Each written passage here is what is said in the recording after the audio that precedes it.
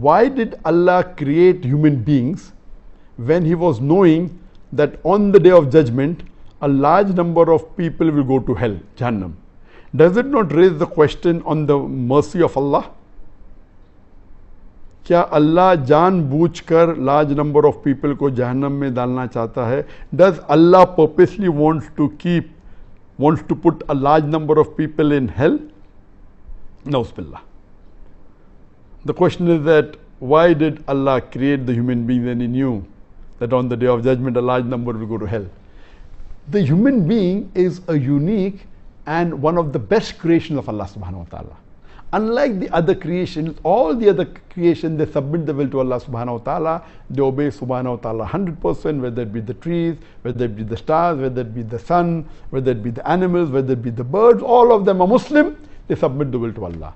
Allah created two creations, the jinn and the men, the jinn and the human being. And the human being is a superior creation that they have a free will of their own. They can either obey Allah or they can disobey Allah.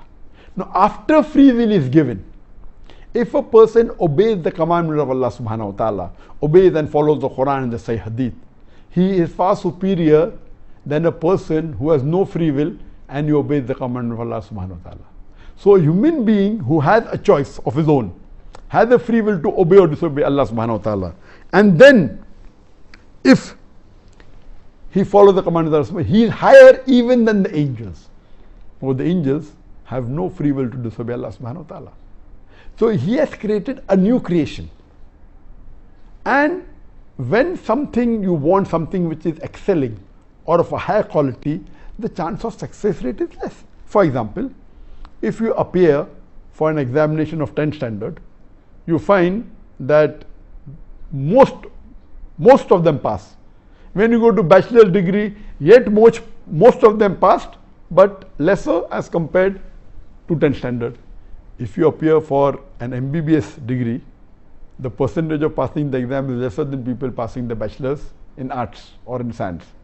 If you go for MD or DM, that's the doctorate of medicine, again the percent of people who pass is less than the percent of people who fail, because it's a very difficult examination.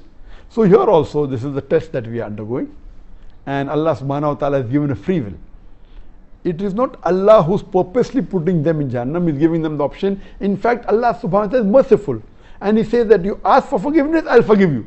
And Ramadan is one of the months that you ask for forgiveness, Allah will forgive you. If you do any sin, major sin, let it be how big the sin is, let it be as big as a mountain. If you ask for forgiveness and if you repent, inshallah, Allah will forgive you. But we, human beings, we are ungrateful to Allah subhanahu wa ta'ala. We do a mistake, we ask for forgiveness, Allah forgives us, and we go back to the sin. So this is the test we are undergoing, as Allah says in the Quran in Surah Al-Imran, chapter number 3, verse number 85, that kullu nafsin zakatul maut. Every soul shall have a taste of death. And only those who are successful, who achieve the objectives of the life, is those who enter Jannah. This life is nothing but mere play and amusement. Allah says in Surah Mulk, chapter number 67, verse number 2, Alladhi khalaqal mawta wal hayata. It is Allah who has created death and life to test which of his good and deeds. So this life is a test for the hereafter. Allah is most merciful, He is very kind. We are a unique creation, one of the best creation of Allah subhanahu wa ta'ala. We are undergoing a test. Imagine if in an examination, in a medical examination, a person writes the wrong answer. You can't expect the teacher to say, oh, I'm merciful, I will pass you. If the teacher passes the people in the medical examination, what will they do? When they pass, instead of treating the patient, they will start killing them. So you have to follow the rule. Even though you're merciful, you have to see what the result of the test are, and based on that test, if you pass, you go to Jannah. If you fail, you go to Jahannam. Hope that answers the question.